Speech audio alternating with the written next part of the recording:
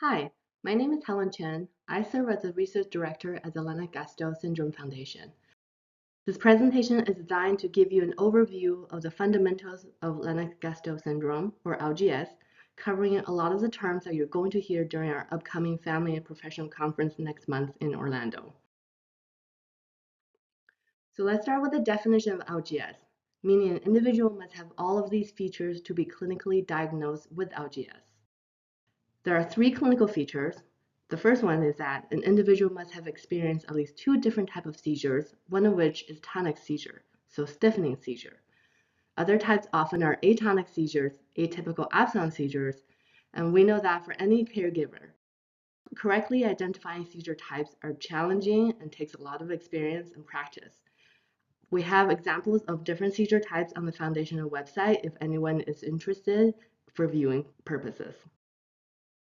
Secondly, an individual must have drug-resistant epilepsy along with mild to profound intellectual disability long term. So let's break this down. Drug-resistant epilepsy means two or more anti-seizure medications have failed to control seizures.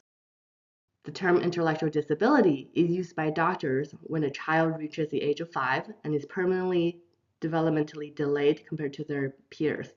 Prior to the age of 5, the term developmental delay is used, meaning a child is lagging behind in development compared to their peers, but they may still catch up. The last clinical feature for diagnosing LGS is age of symptom onset, meaning when the seizure started, and it must be 18 years or younger. In addition, LGS also have two distinct features that can be observed on EEG. The first one is called slow spike wave, or SSW. The second one is called generalized proximal fast activity, GPFA. GPFA is often only observed during overnight EEG when an individual is sleeping. So based on those specific features, we know that LGS is a rare epilepsy syndrome. LGS accounts for 1 to 2% of all epilepsy cases and up to 10% of all pediatric epilepsies. The word syndrome is used to describe LGS rather than the word disease or disorder because we know that while seizures and epilepsy are predominant, individuals with LGS have many other symptoms, and these symptoms are often not restricted to the brain. You will have, or you may have already heard LGS referred to as a DEE, which stands for Developmental Epileptic Encephalopathy. So this is a big term, so let's break this down. DEE is an umbrella term that refers to a group of severe early onset neurological disorders. There are some key defining characteristics of DEE. So seizure, which accounts for the epilepsy part of DEE. Seizures are often frequent of multiple types and are difficult to treat, meaning they're drug resistant. Encephalopathy refers to the frequent epileptic form activity or discharge, meaning the brain activity in between seizures, and these are abnormal EEG patterns that can see in between seizures. Development means developmental impact. Children experiencing significant delays, skills that plateau, or the actual loss, meaning regression of psychomotor skills and intellectual functions. Then at some point, everyone with LGS converges and reaches the two specific EEG patterns that I talked about earlier, slow spike wave, SSW, and generalized proximal fast activity, GPFA. So now the question becomes, what causes DEE and LGS? A simple and most basic answer is that we actually do not know.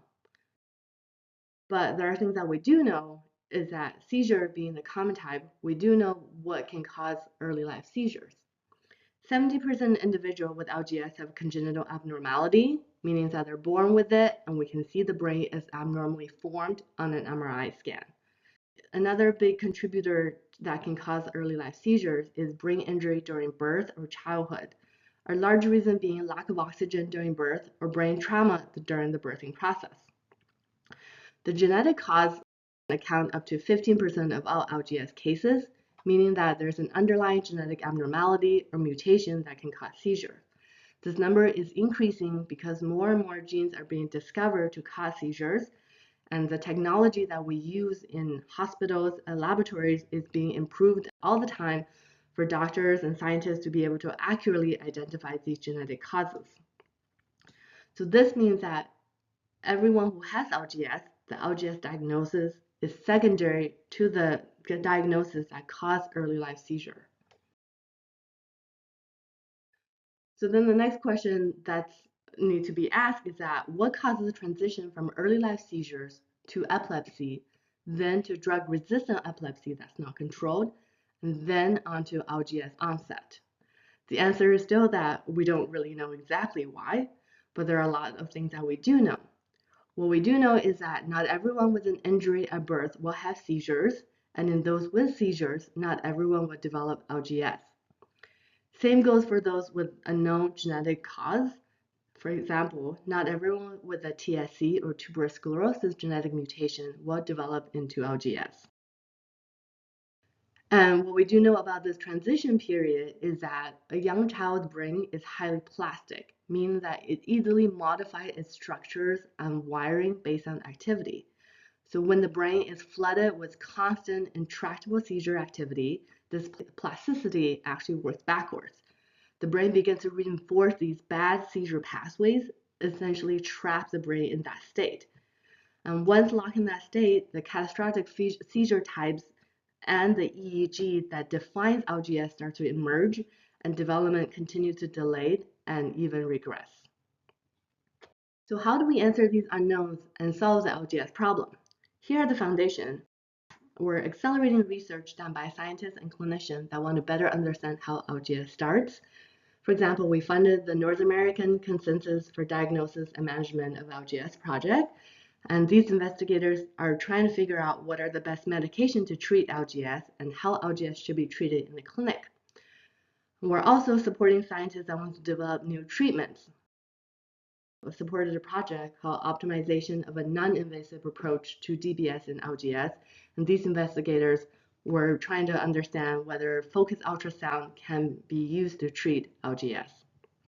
Within the foundation ourselves, we're also driving our own research project, and this is done through the LGS and LGS-related DEE Collaborative Outcome Registry, or the CORE study.